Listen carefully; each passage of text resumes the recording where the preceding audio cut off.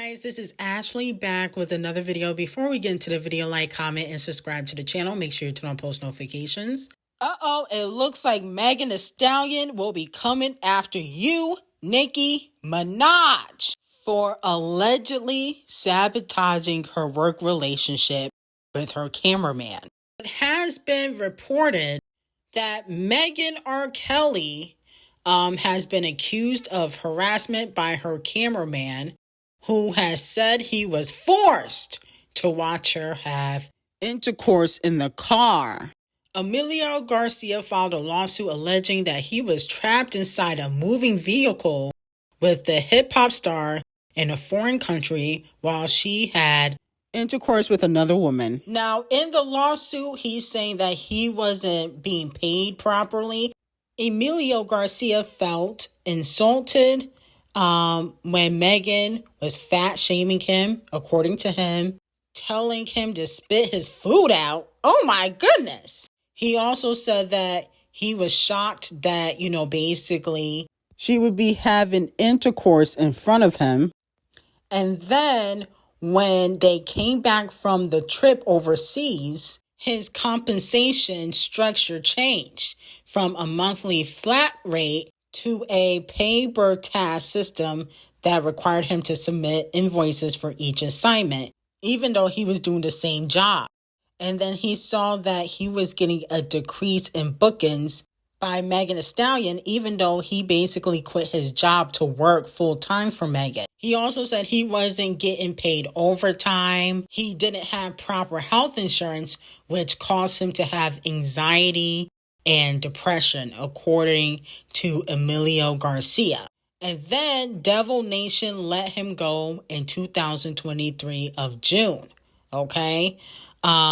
Which, Nicki Minaj kind of spilled some tea on. When Bigfoot came out, Nicki Minaj tweeted, "On the next song, I will delve into the people D0JA, who works over at Devil Nation, allegedly fired for unknown reasons, other things as well.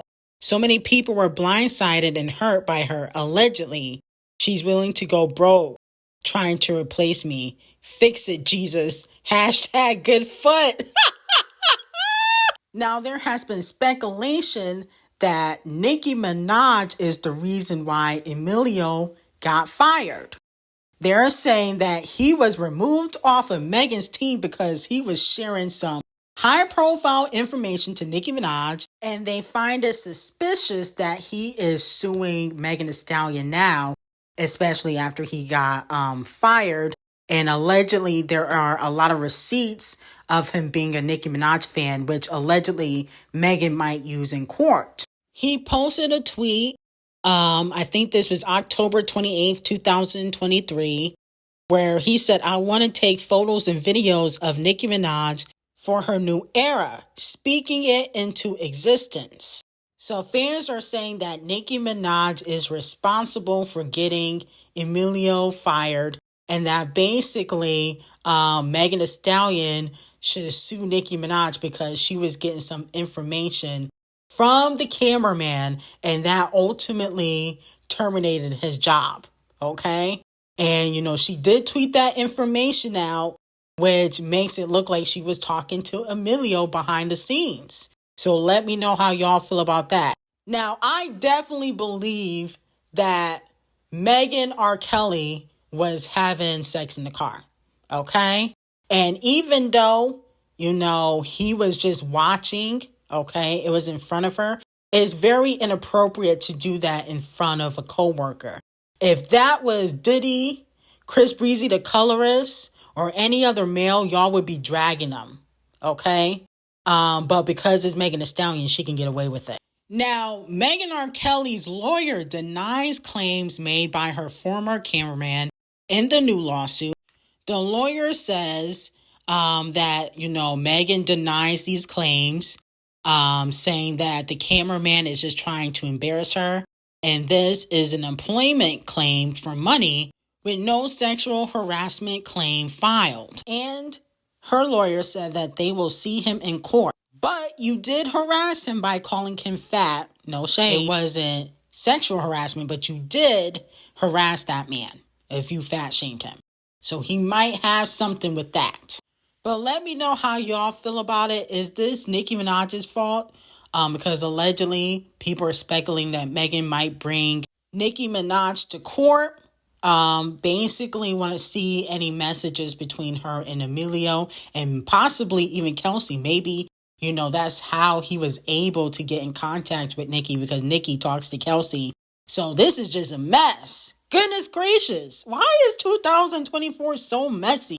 Every day. Now, fans are calling out Doja Cat for allegedly stealing Baby Tate's whole flow. Excuse me?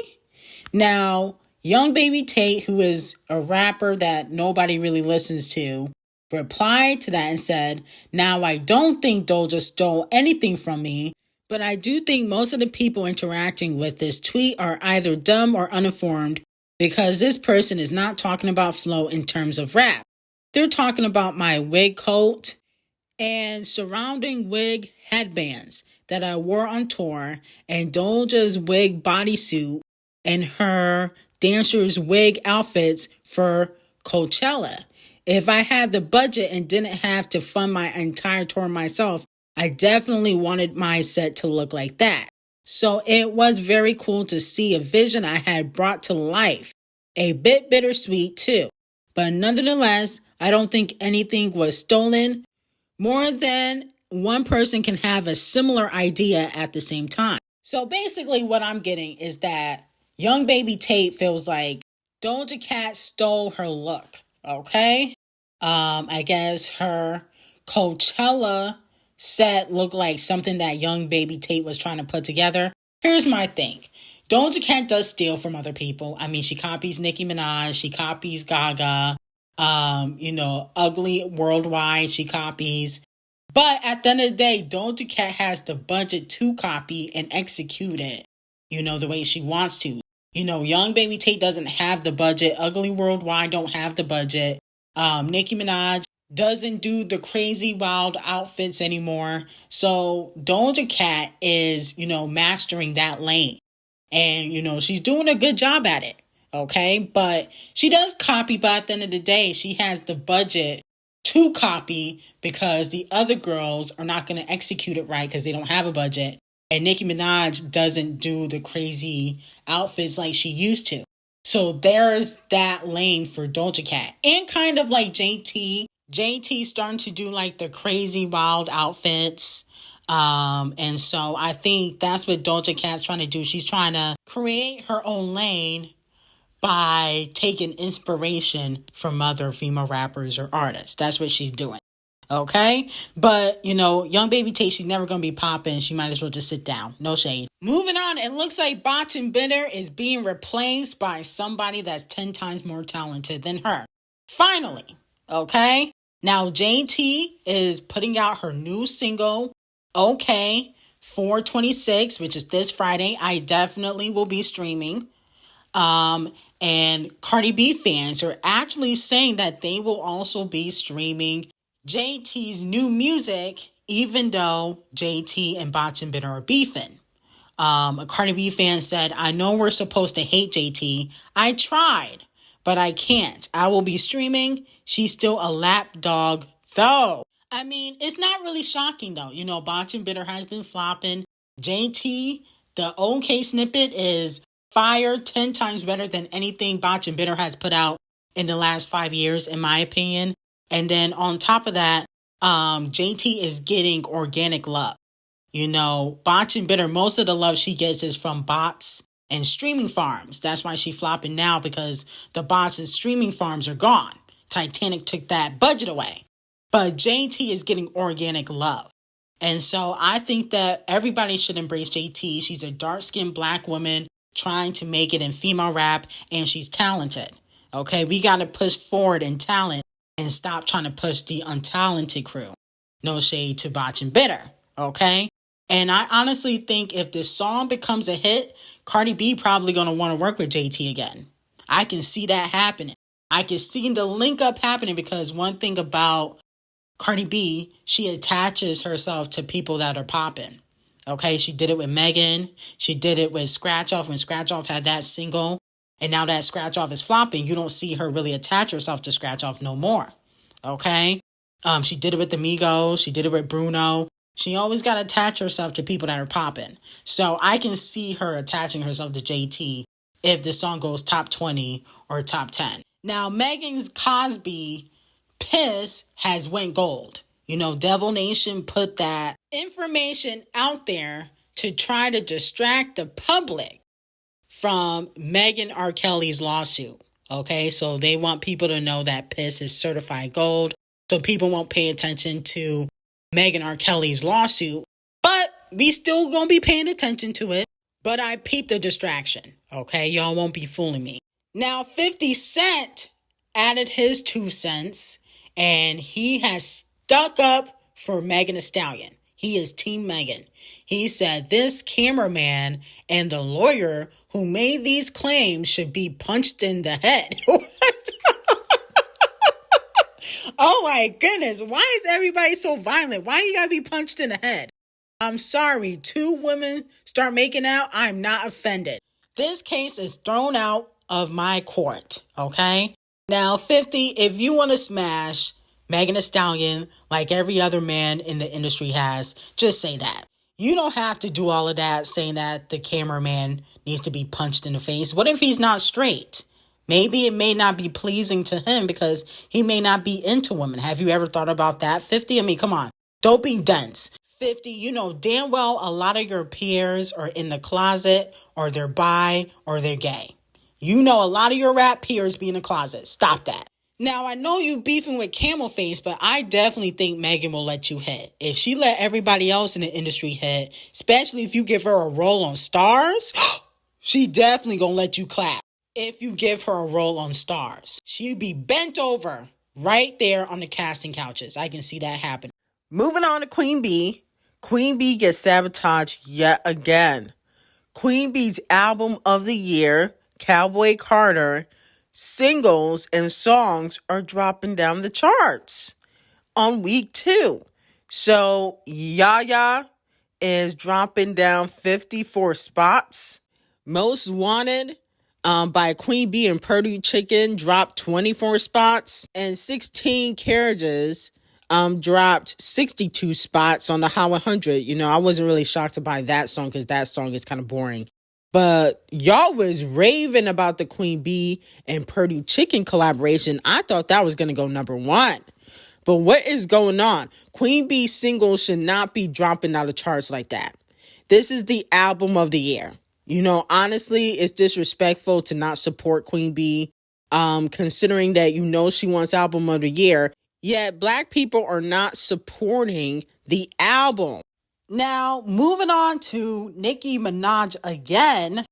The predictions are out for FTCU Remix on the Hot 100. Basically, it's supposed to go up 28 spots at number 52 on the Hot 100. Let me know if this is a bop or is this a flop, okay? Considering that she had 3 other artists on there and they weren't 3 duds. You had Chris Breezy the Colorist, Travis. I don't know if that's good, okay?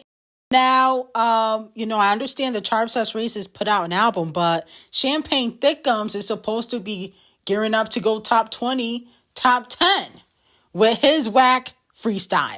Push-Ups, okay, the diss record, that is going top 20, and that came out a week before it hit streaming services. I thought Nicki was going to go top 20, honestly. You know, I don't know if having 3 major artists on a song and going top 50 is good. I don't know about that. You know, I thought it was going to do better than that because Travis got a decent fan base. Team Breezy the Colorist, they claim they're so great, but they never buy no damn music.